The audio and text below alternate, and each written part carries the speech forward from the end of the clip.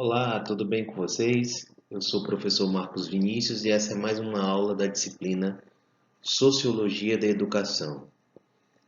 Eu espero que vocês estejam acompanhando bem, lendo os textos que eu estou disponibilizando, os que eu estou sugerindo, né? Até porque é com a leitura, é com a discussão nos fóruns, é com essa troca de experiências que esse tipo de formato obtém êxito, né, na formação de vocês. Então, eu espero que esteja tudo bem com o processo e me coloco desde já à disposição para tirar quaisquer dúvidas que houver nesse sentido. Nas aulas anteriores, nós falamos sobre as perspectivas sociológicas do processo educacional, né? E agora nós vamos falar especificamente sobre o ato de educar e tudo que envolve esse processo, né? Uma discussão da qual nós não podemos fugir, nós não devemos evitar, pelo contrário, é uma discussão que nós devemos fazer de forma enfática, né? Porque ela é cada vez mais urgente na nossa realidade. Então, vamos a ela.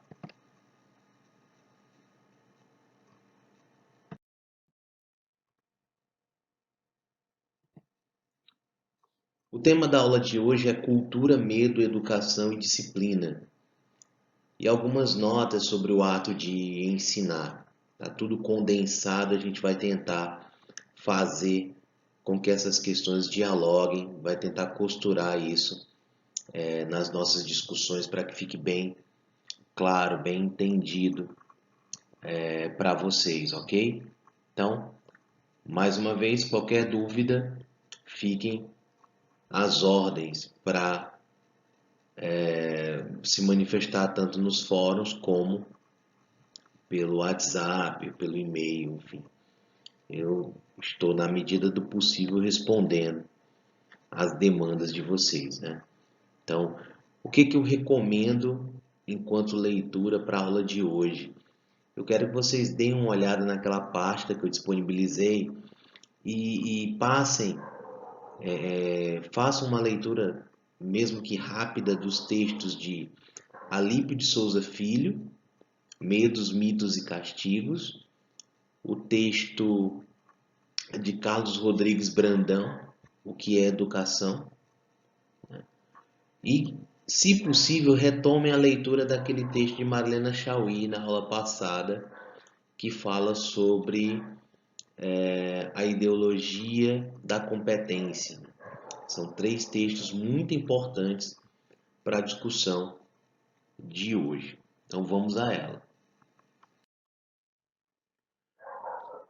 Então, algumas perguntas motivadoras, né, para essa discussão. Primeira, como chegamos até a realidade que temos hoje?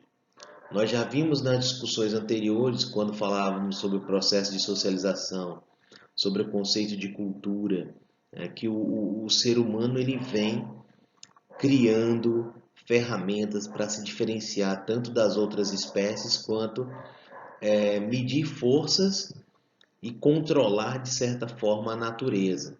Então esse é o itinerário que o ser humano vem seguindo ao longo da sua trajetória. Como é que nós chegamos até a realidade que nós temos hoje? Com essa ânsia, com esse ímpeto, com essa busca sempre renovada por inovação, com essa busca sempre renovada por criar cada vez e mais tecnologias úteis que ao mesmo tempo facilitam a nossa vida, nos possibilitam uma melhor organização e um maior domínio sobre a natureza. Então, obviamente, essas tecnologias também são utilizadas como em relações de poder, né, como moeda de troca em relações de poder. Então é assim que nós construímos a realidade que nós temos hoje, como nós já vimos nas discussões anteriores. Que consequências a realidade e sua história trazem ao trabalho da instituição escolar? Veja bem, a história do ser humano que construiu sociedade, que construiu cultura, que construiu uma série de inovações tecnológicas responsáveis por nós sermos quem somos hoje, é uma história voltada para a busca, para a luta pelo poder. Então, como diz o grande pensador das ciências sociais Karl Marx, a história da humanidade, a história da sociedade é a história da luta de classes. São os antagonismos entre grupos rivais que buscam o poder, que fazem, que dão dinâmica, que movimentam a história. E aí eu pergunto a vocês, na busca pelo poder, quem dá as cartas no jogo político ideológico? São as classes dominantes ou são as classes dominadas? Obviamente são as classes dominantes. E essas classes dominantes, elas regulam tudo que diz respeito à vida em sociedade. Inclusive, são elas as responsáveis por formatar o nosso sistema educacional. Então, aquilo que se aprende na escola, os currículos que são trabalhados ao longo dos anos, são definidos, são pensados por grupos que muitas vezes não tem nada a ver com o pensar a educação de um modo específico, mas são grupos poderosos que têm interesses específicos, e esses interesses estão expressos em todos os âmbitos da sociedade, inclusive na formatação do nosso sistema educacional. Eu convido vocês a fazer a seguinte reflexão. A quem interessa, por exemplo, a adoção do novo ensino médio, que reduz de boa parte das disciplinas do currículo a carga horária em até 50%.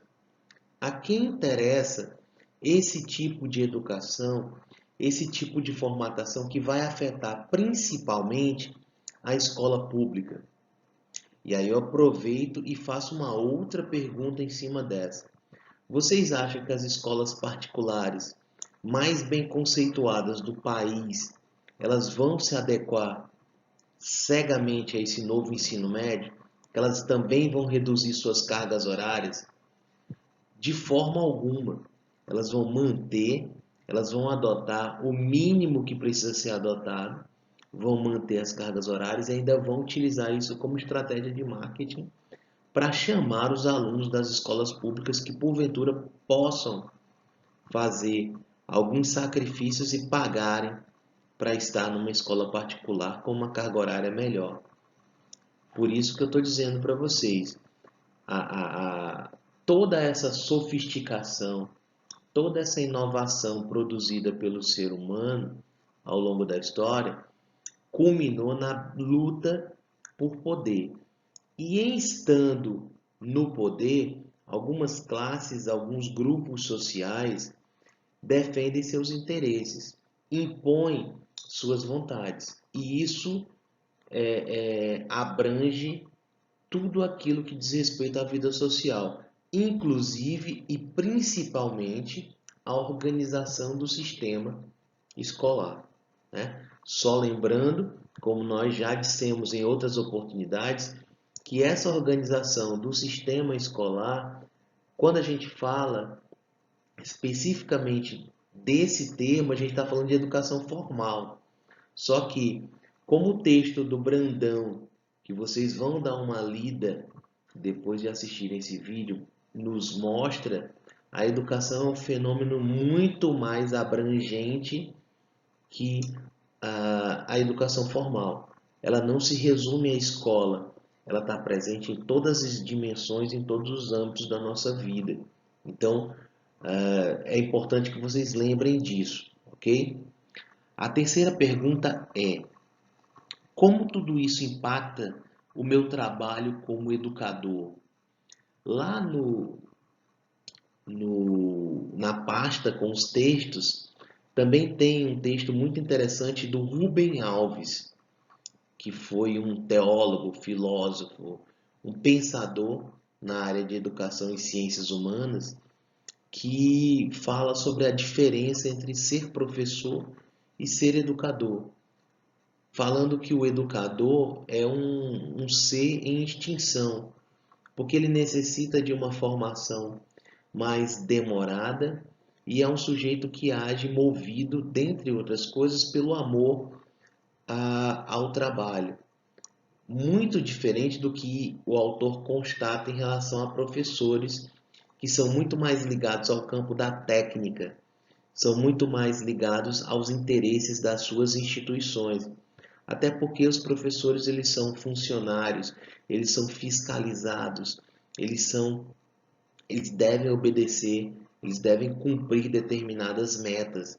Então, Rubem Alves enxerga com muito pessimismo essa mudança de patamar em que nós estamos percebendo a presença de cada vez mais professores, funcionários técnicos ligados às instituições e cada vez menos educadores. Então, também é um texto muito bom, de fácil leitura e que vale a pena ser lido.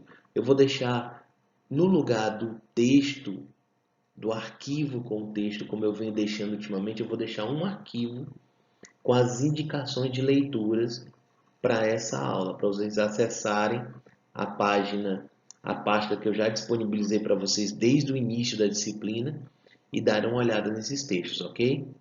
Vamos adiante.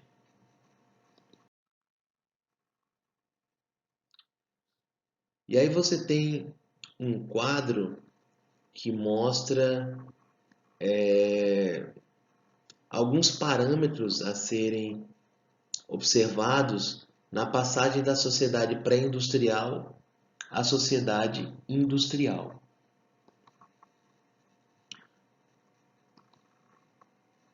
Então, o primeiro indicador é geração de riqueza. Como é que a gente pode perceber isso na sociedade pré-industrial? Qual era o indicador de geração de riqueza? Terra e mão de obra. Quanto mais terra, mais poder. Quanto mais mão de obra, mais retorno em forma de taxas, de impostos, enfim. A gente está falando de que época? A gente está falando do modelo feudal, ok? Sociedade industrial envolve a utilização do capital, da máquina, da matéria-prima e da mão de obra. Em outro sentido, aí você já tem o domínio de uma classe social que durante o feudalismo foi a classe revolucionária, que é a burguesia, e que agora está no poder, não só o poder econômico, mas assume também o poder político e o poder ideológico, principalmente, domina a posse do capital, a posse da maquinaria, a posse das matérias-primas e o trabalhador que migrou do campo para a cidade só dispõe de uma coisa para vender, que é a sua própria força de trabalho. Essa é a organização, essa é o parâmetro de geração de riqueza da sociedade industrial. O segundo indicador é o modelo de agrupamento humano. A gente passa de um agrupamento por atividade econômica, baseado na família patriarcal, geralmente uma família muito numerosa, para um outro tipo de arranjo, baseado no deslocamento para as cidades, na família nuclear com os membros diferentemente ocupados. Só lembrando que no início daquilo que a gente conhece por sociedade industrial, até as crianças tinham seu trabalho, sua força de trabalho explorada, né? Só para lembrar algo que vocês já viram lá na história. Terceiro parâmetro, a educação da população, que é aquilo que nos interessa na discussão de hoje. Aprendizagem no trabalho, voltada para o fazer imediato. Na família, para as coisas temporais. na igreja para as coisas da eternidade. Então, o aprendizado era baseado em atividades manuais, né? Para suprir algumas necessidades imediatas, seja no campo ou seja no artesanato, né? Os ensinamentos morais da família, muito importante no processo de socialização, como nós já vimos, e na igreja os ensinamentos voltados para as questões do espírito. Então, essa era a base da educação da população no modo de produção feudal. E essa base, ela muda e passa a ser preocupada com as necessidades da indústria. Quer dizer, olha como aquilo que eu disse para vocês agora há pouco vai se confirmando. A quem serve o sistema educacional? A quais interesses ele serve? Quem regula? Quem define aquilo que a gente deve ou não aprender? Né? São as classes dominantes. Porque, se você observar, olha o sentido da educação da população durante a sociedade industrial, no pós-feudalismo. Era uma educação preocupada com as necessidades da indústria, né? Onde as pessoas precisavam minimamente ler, escrever e calcular. E houve também o fortalecimento da escola pública universalizada. Quer dizer, devido a essa necessidade de uma mão de obra minimamente qualificada, a escola passou a ser pública e universal. Mas não se enganem, não é essa escola pública e universal, ela não oferece aos filhos dos trabalhadores comuns, aos filhos dos proletários, as mesmas benesses que oferece aos filhos dos proprietários, aos filhos dos capitalistas, aos filhos das classes dominantes. Então a escola, nesse sentido, ela não é tão inclusiva quanto parece na teoria. A escola, ela observa a divisão de classes e ela obedece aos interesses inerentes a essa divisão de classes. Tudo isso ocorre à luz de outras transformações em níveis mais profundos, transformações no pensamento, na concepção do que é o ser humano, né? E aí a gente pode citar três grandes pensadores que foram importantes nesse sentido, que foram Darwin, Charles Darwin, Karl Marx e Sigmund Freud. Cada um na sua área trouxe contribuições fabulosas na compreensão do que é o ser humano, né? de como nós nos relacionamos enquanto indivíduos nessa sociedade industrial que se adensava, né? A partir do domínio burguês, a partir da fragmentação do modo de produção feudal. Esses três pensadores produziram do final do século XIX ao início do século XX. Freud produziu durante mais tempo em relação aos outros dois, né? Freud foi um pensador do início tem escritos que datam do início do século XX, né? E muito importantes até hoje para quem tenta compreender o indivíduo e a sociedade, né? E a influência que essa sociedade exerce sobre o indivíduo. Então vamos a Darwin. Darwin, que revolucionou a ciência quando admitiu que o ser humano estava inserido num processo evolutivo. Ele mais uma das espécies que foi exposta à seleção natural e conseguiu sobreviver.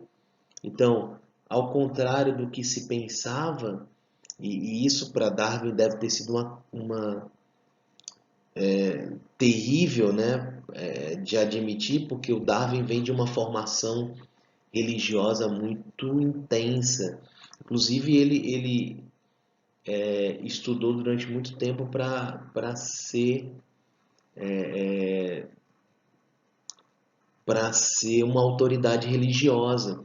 E de repente os seus estudos apontam para uma outra questão, para uma outra narrativa que ele até hesitou em defender, mas depois decidiu e trouxe as suas ideias para revolucionar a ciência, né? Então, o ser humano passa a ser, ele muda um pouco a imagem de senhor do mundo e passa a ser uma espécie inserida numa cadeia evolutiva, né? E a gente passa a observar esse processo evolutivo como algo que nos mobilizou, nos direcionou muitas ações humanas ao longo da história. Inclusive, no início das ciências sociais, o evolucionismo se tornou uma escola de pensamento muito atuante, justamente baseado nas ideias do Darwin, né? Havia até uma expressão chamada darwinismo social, que durante muito tempo foi assimilada pelos pensadores da área das ciências humanas, né? Então, inebriados por essas descobertas, pela possibilidade que a evolução sob o olhar do Darwin permitia em termos de compreensão dos processos humanos, né? Obviamente, outras formas de perceber a organização social vieram depois daí, mas a gente não pode deixar de citar aqui a importância que foi a contribuição do Charles Darwin. Outro grande pensador, do qual nós já falamos aqui, foi o Karl Marx, né? Que reforça algumas coisas muito interessantes. Por exemplo, reconhecimento do outro na convivência e na cidadania, a importância de se buscar esse reconhecimento, né? Aquilo que somos não é algo herdado, mas sim socialmente construído. Vale ressaltar que o Karl Marx era um pensador que supervalorizava os contextos, né? Inclusive, na sua forma de ver a sociedade, ele mostrava como o modo de produção, como a superestrutura, como a infraestrutura, ou seja, como os contextos aos quais nós estamos inseridos, como as questões sociais relevantes para um grupo numa determinada época são determinantes das relações sociais. Então, nisso ele dialoga muito com o outro pensador na área das ciências humanas, da sociologia especificamente, que é o Émile Durkheim, né? Da importância da sociedade na formação, na definição do indivíduo, né? Vamos adiante. Com Freud, nós passamos a olhar para um outro aspecto, que é o aspecto da subjetividade. Enquanto se olhava para a sociedade, para a espécie humana no processo evolutivo como um todo, ao olhar para a produção, para a obra de Freud, você tem uma outra perspectiva, que é a perspectiva do indivíduo. E não só do indivíduo em relação à sociedade, mas da subjetividade desse indivíduo, né? Das coisas da mente, do inconsciente humano. Como a sociedade é tão potente que ela instala na nossa mente certas barreiras, né? Certos filtros que são acionados sempre que a gente deseja fazer algo, né? Então, a sociedade é muito importante nesse sentido porque ela instala literalmente em nossas mentes esses filtros morais. E Freud olhava com muito carinho para tentar compreender a mente humana, né? Então, grande parte do que somos se oculta no inconsciente. Inclusive no inconsciente nós deixamos guardados muitas coisas que a sociedade condena. Talvez, e não só por isso, mas também por isso, nós criamos uma série de regras de conduta, regras de sobrevivência, né? Justamente para nos proteger do caos que seria se nós pudéssemos fazer valer todas as nossas vontades.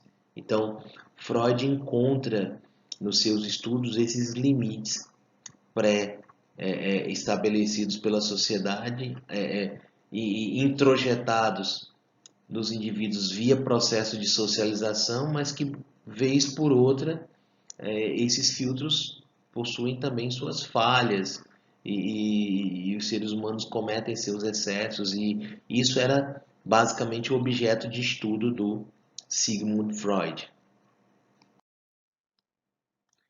Então, dito isso, estão lançadas as bases para um outro modo de ver a realidade e refletir sobre ela. Então, a partir daí, o pensamento humano foi se tornando cada vez mais sofisticado. E isso, de certa forma, foi espelhado, isso de certa forma teve reflexo no sistema educacional. Mas é importante lembrar aquilo que eu disse agora há pouco, o sistema educacional ele é organizado e moldado pelas classes dominantes. É importante sempre lembrar disso. E aí nós temos a passagem da sociedade industrial à sociedade pós-industrial, com aqueles mesmos indicadores apresentados agora há pouco, né? Por exemplo, geração de riqueza na sociedade industrial. Como nós já vimos, capital, máquina, matéria-prima e mão de obra.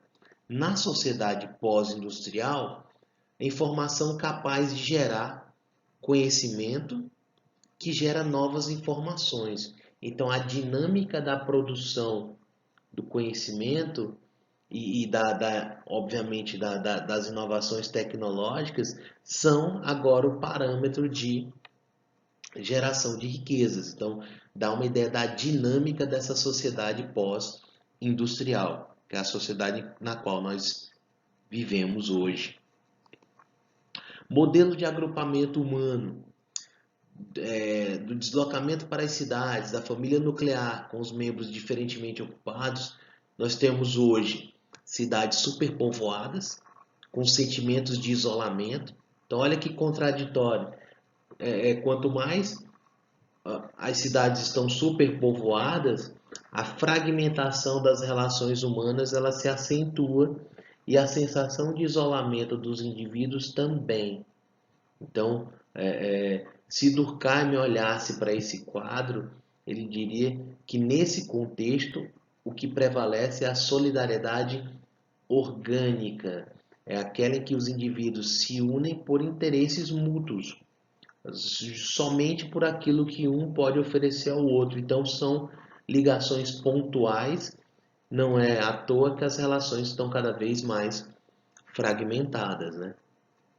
Novos modelos familiares, especialmente novos papéis femininos, novas organizações da família, né, que não é mais a família nuclear patriarcal, consagrada durante muito tempo. Agora você tem uma série de novos formatos possíveis, né, e plausíveis dentro da sociedade que precisam ser também observados.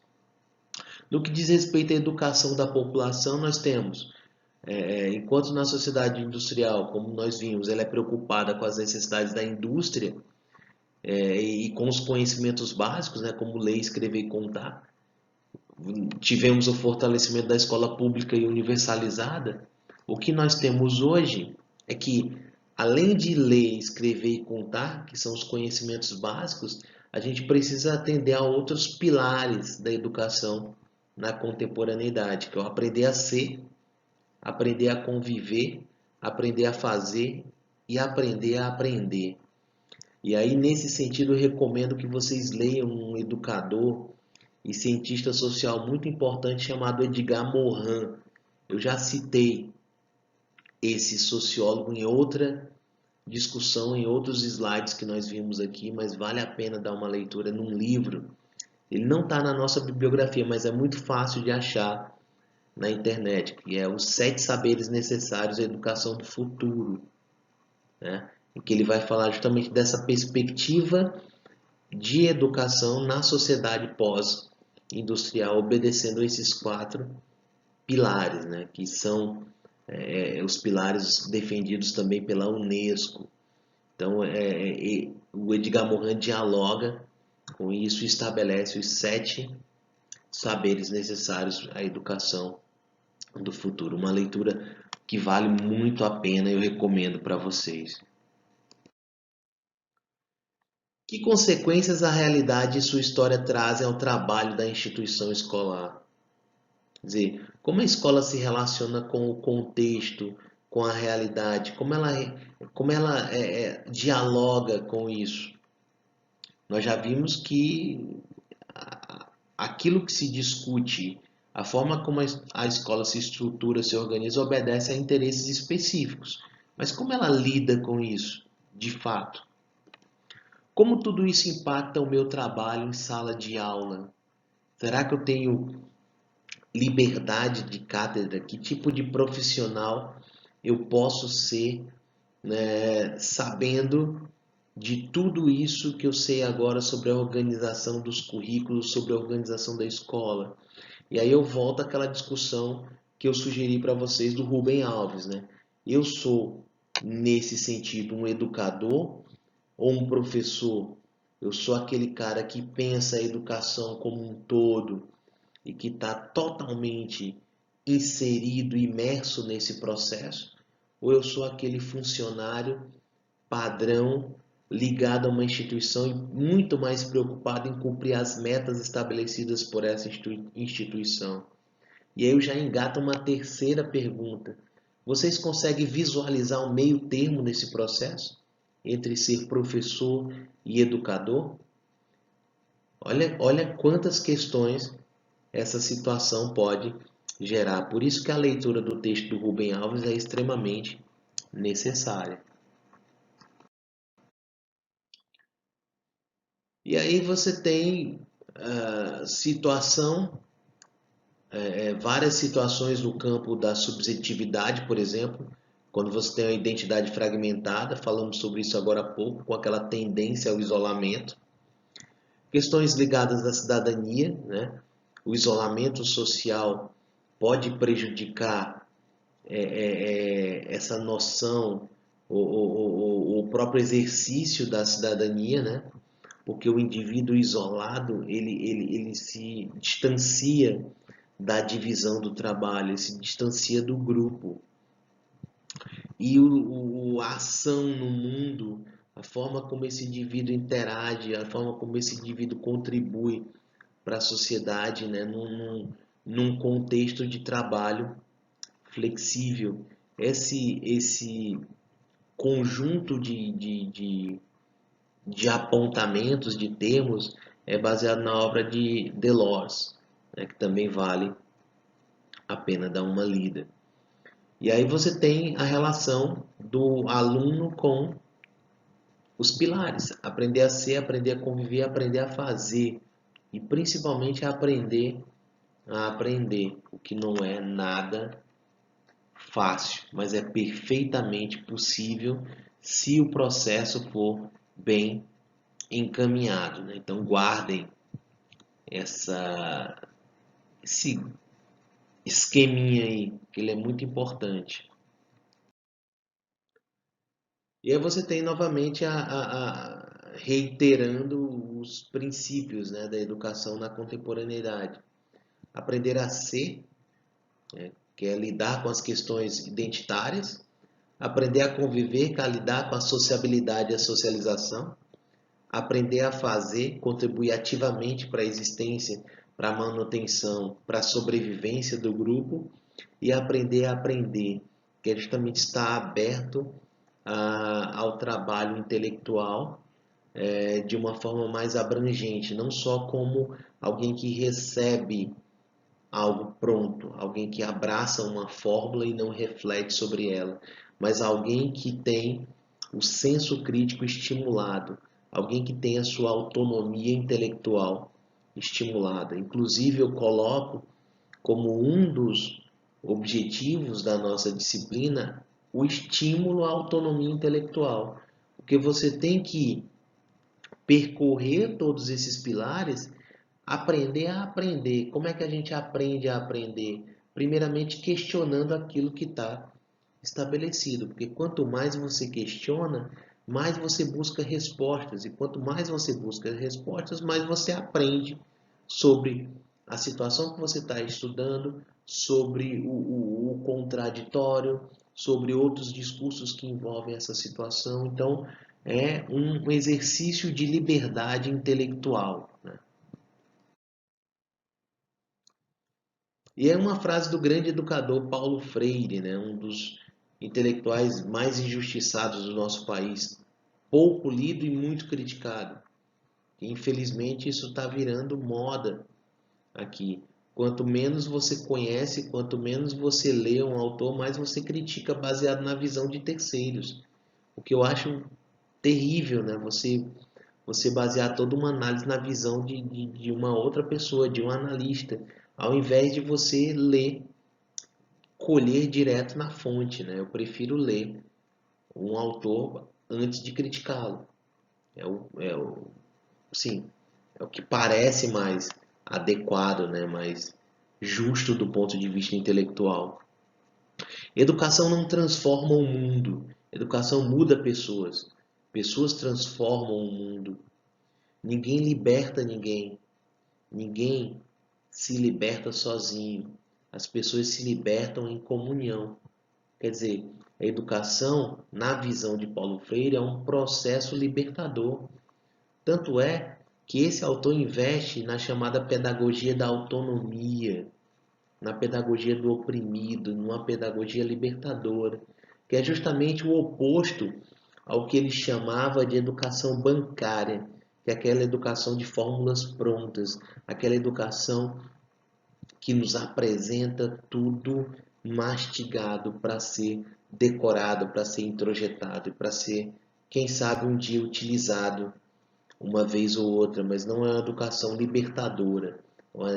É uma educação que serve mais como uma camisa de força, como adestradora. Então, é contra esse tipo de educação bancária e adestradora que Paulo Freire lutava. E aí eu retomo novamente aquela questão de ser educador e ser professor. Quer dizer, o que Paulo Freire defende é o trabalho de educador, que é muito mais complexo do que uma simples função, né? Que é a de professor ligado a uma instituição que tem que obedecer algumas metas, tem que cumprir algumas metas e muitas pessoas se limitam a isso e não procuram expandir a sua atuação. É uma decisão, né? Ser professor, ser educador é uma profissão de fé. Então você o que você constrói enquanto profissional, enquanto sujeito envolvido com educação, é uma decisão é uma decisão que você vai tomando durante o processo, o tipo de envolvimento que você vai ter. E é justamente esse tipo de envolvimento que vai definir se você envereda para ser um educador, se você vai se contentar a ser um funcionário cumpridor de metas. E a sociologia?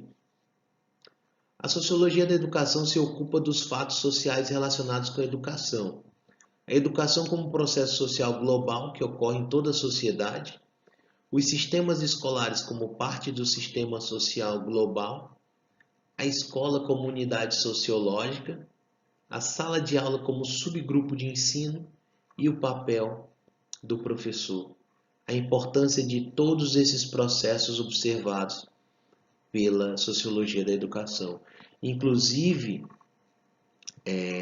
a socialização e a utilização da cultura do medo na educação formal também.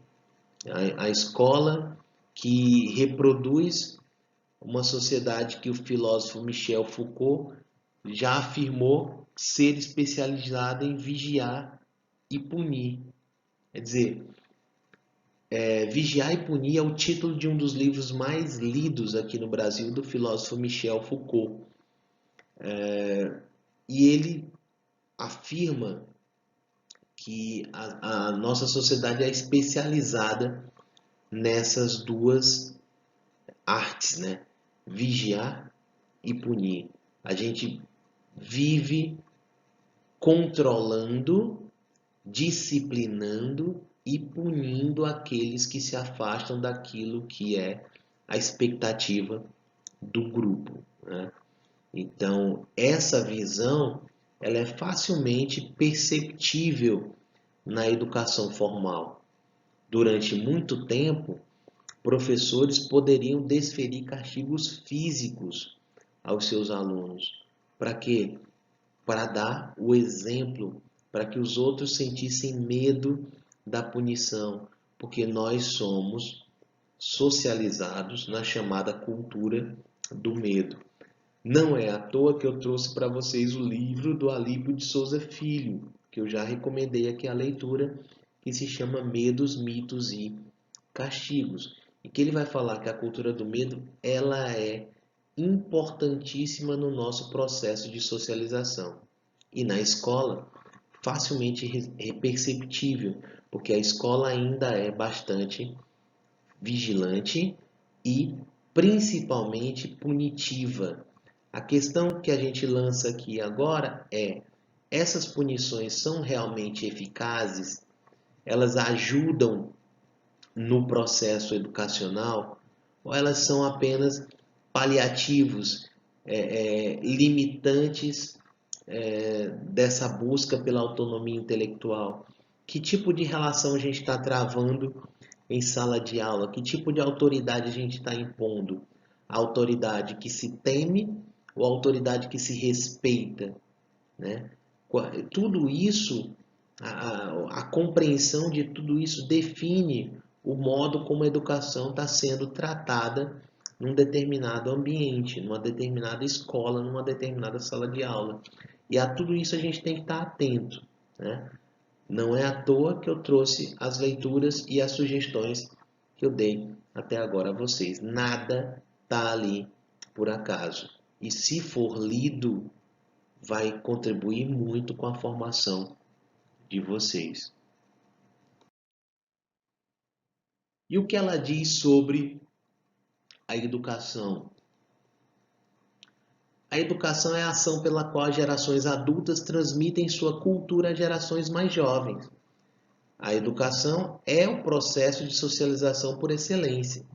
O que nós temos na escola é uma educação formal, é uma convenção daquilo que se precisa discutir nessa instituição social específica, no sentido de promover o desenvolvimento físico e intelectual dos alunos. Então, é uma convenção social. Mas a educação tem como princípio básico transmitir cultura e permitir que as sociedades sobrevivam, passem adiante esses elementos que são aprendidos durante o processo de socialização. E aí, olha que charge interessante aí, ó. Não disse? A escola não é lugar para essas coisas. Que coisas? Ideias, sonhos, desejos, curiosidades, sentimentos, sexualidade, política, experiências pessoais, tudo aquilo que é relevante, que diz respeito ao sujeito, que molda, que forma o seu caráter, que forma suas experiências, numa escola, nos moldes que Paulo Freire critica, numa educação bancária, numa educação que funciona mais como uma camisa de força, tudo isso é desprezado. Então, as experiências exteriores, a escola, elas não são percebidas e muito menos valorizadas. O que se pede e o que se faz numa educação libertadora, numa educação que estimula a autonomia intelectual, é justamente que se leve em consideração tudo isso que nessa SAD estão tentando eliminar. Ideias, sonhos, desejos, curiosidades, sentimentos, sexualidade, política, experiências pessoais e muito mais. Porque a gente precisa fazer o aluno entender que o contexto no qual ele está inserido e aquilo que ele está aprendendo na escola não são coisas distantes, são coisas que podem dialogar e devem dialogar. É isso que dá sentido ao conhecimento formal. É quando você consegue colocá-lo em prática. É quando você consegue encontrar um sentido nisso, olhando justamente para o seu cotidiano. E é isso que a escola deve estimular. É isso que nós, educadores, devemos estimular. A cultura é um tipo de educação assistemática, porque ela não segue currículo, ela não tem uma estrutura que funciona como camisa de força, ela é simplesmente uma ação de socialização, de educação das gerações mais velhas para as gerações mais jovens, sem um roteiro específico, né?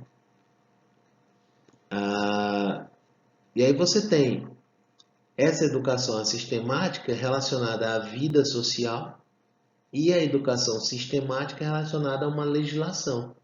No caso da legislação educacional brasileira, a chamada LDB, Lei de Diretrizes e Bases da Educação Nacional.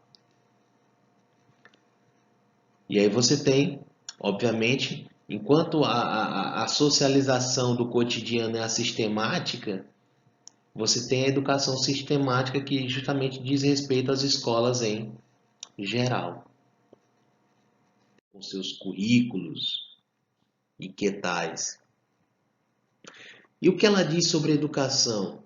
A educação tem por função socializar, integrar gerações imaturas na sociedade. E você tem mais uma charge, né? Uma criança sendo alimentada e ela diz não gosto e o adulto diz é para o seu bem. E olha o tamanho da carga nessa colher. E olha que nomezinho está escrito lá, matemática. Muita gente tem medo danado. Muita gente se pela, que diz que não gosta de estudar matemática.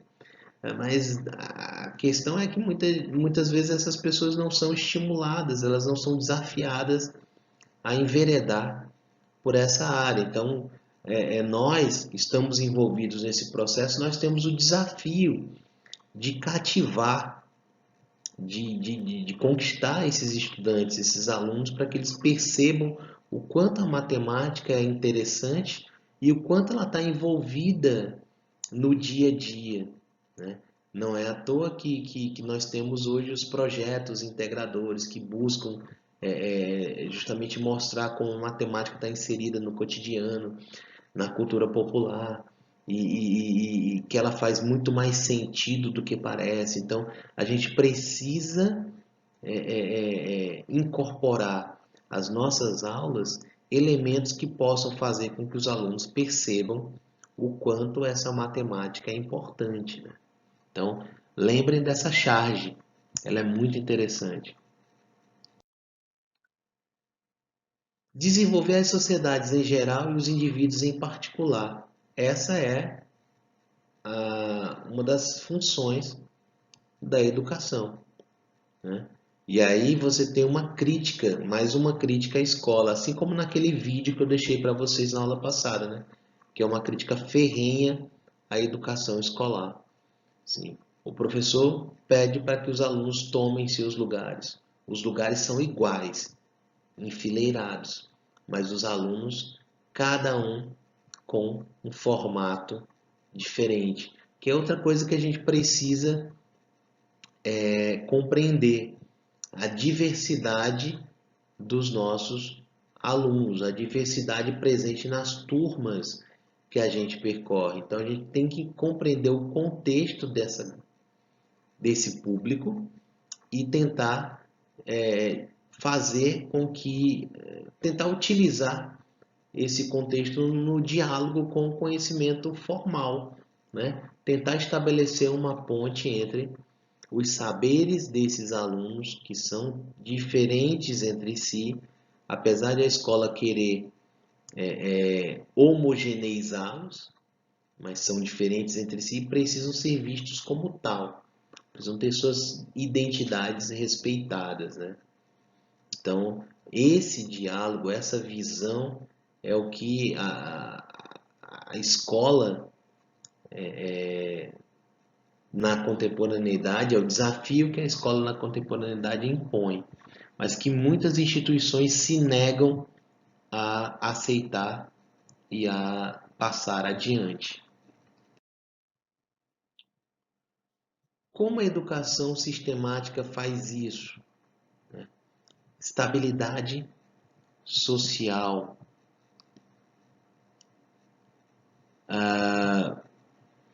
Há uma falsa ilusão de que homogeneizar é criar um ambiente de estabilidade. E aí eu pergunto a vocês, eu deixo essa pergunta para que vocês possam refletir. Homogeneizar é sinônimo de estabilidade? Ou dialogar com as diferenças é sinônimo de estabilidade? Em qual das situações nós precisamos e devemos investir? Pensem nisso. A educação também funciona como um canal de ascensão social. E aí, por isso que eu convidei vocês a reler o texto da Marilena Chauí que fala sobre ideologia da competência. Olha que charge interessante. Seu ignorante, eu li isso tudo. Logo sou melhor e mereço estar por cima. Olha a meritocracia aí. Olha a ideologia da competência aí. Gritante nessa charge.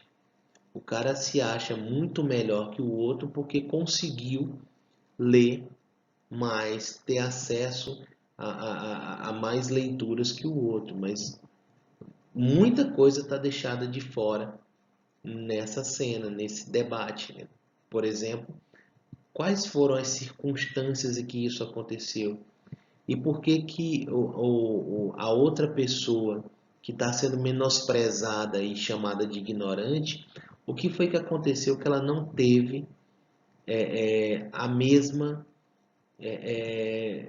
oportunidade ou não pôde se inserir nesse processo da mesma forma? Será que realmente nós partimos do mesmo ponto?